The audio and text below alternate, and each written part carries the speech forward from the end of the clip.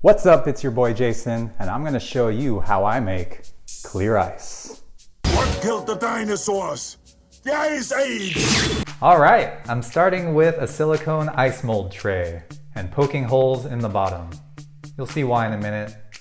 Just keep in mind, it is a commitment, and because it is silicone, you will need to cut out a small piece from the bottom to create those holes.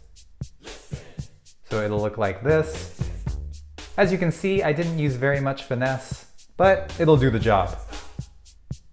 And I have a plastic food container that just happens to be the right size for me to stack the tray on top of. The idea here is you're letting the air bubbles escape from the tray into the reservoir as you freeze it from top to bottom. So you'll need a small cooler, just clean out the inside. Insert the stack into the cooler. Fill it up with water. The type of water doesn't matter that much as long as you remove the air bubbles before you freeze it. So I'll fill this up just to the top of the tray and freeze this for about 24 hours. And you end up with something like this. So I'll let this sit at room temperature enough to where I can remove the tray from that large block of ice.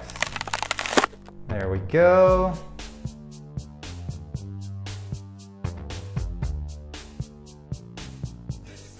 And with the remaining ice, instead of discarding it, I'll try to cut it into smaller cubes for stirring or in cuboid shapes for highball glasses.